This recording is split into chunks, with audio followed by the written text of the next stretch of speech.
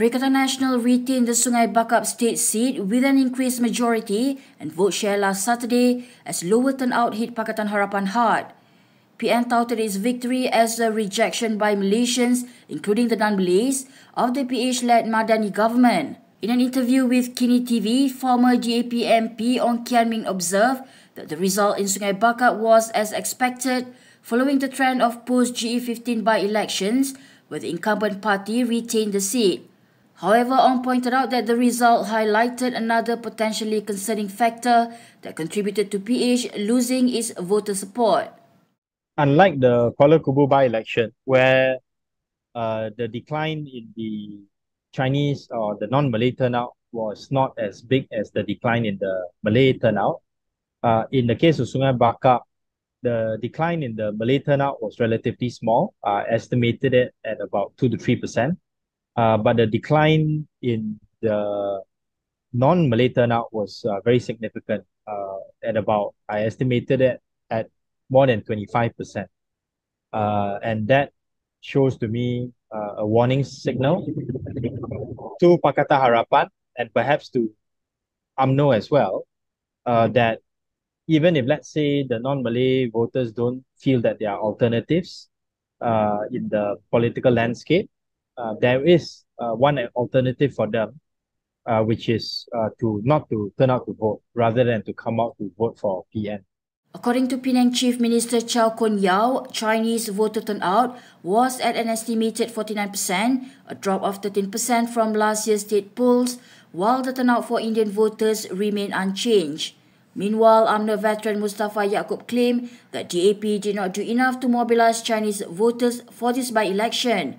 However, Penang DAP denied the claims and said such accusation was unacceptable. I don't think the DAP in Penang could have done much about the reduced turnout among the non-Malay voters.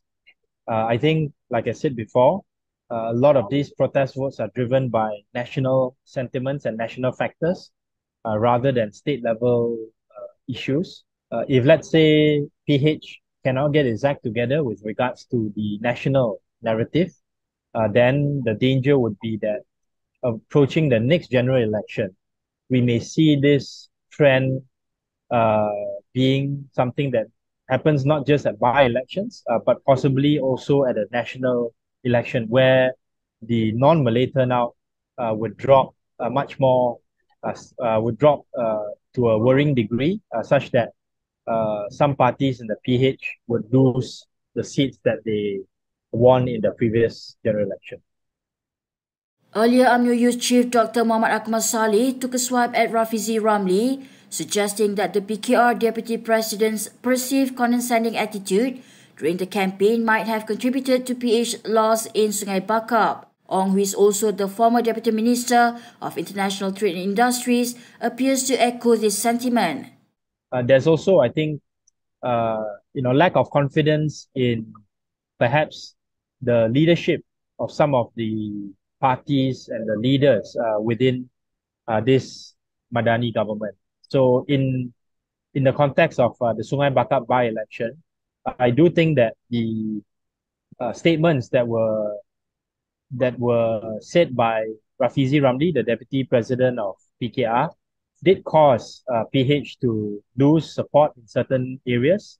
For example, wanting to surprise the people with another petrol hike in the future, us calling the people who were not supportive of the Madani government names like Bodo and Balo, insulting people who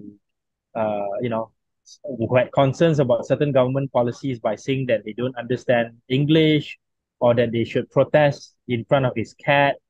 I think these kinds of derogatory statements doesn't help put PH in a good position to win back some of the lost support among the Malays as well as the non-Malays. Many suggested that the reduced turnout among Chinese voters in Sungai Bakap was a protest against the current administration, similar to what happened at Tanjung Piai by-election. During the Tanjung Piai by-election in 2019, the ruling coalition failed to make meaningful gains with Malay voters, while the non-Malays chose to punish the government. In Sungai Bakap, critical issues such as the recent removal of blanket diesel subsidies and perceived half-hearted efforts towards meritocracy in the matriculation program intake were cited as factors contributing to PH losing non-Malay support. Considering the outcome of the Sungai Bakap by-election, what strategies should PH implement to regain the confidence and support of non-Malay votes? PH and BN should run a campaign that tries to promote its own policies and to defend its own policies by giving a positive narrative about what the government is trying to do, rather than to use condescending remarks and to talk down to the voters. I think that's one. Secondly, I think that there should be better communications in terms of what the government has done that benefits the people, including targeted diesel subsidies that is helping many people get 200 ringgit monthly subsidy, and also other related policies that are aimed at helping the B40 and M40 community. So better communications would be one. And then thirdly, I think there needs to be consistency in the way the government announces its policies and the speed at which it implements these policies. There shouldn't be a situation whereby the government announce a certain policy and then it takes a long time before it's implemented, which means that the people don't really see the government fulfilling its promise in a time that is reasonable and also helpful to the larger electorate.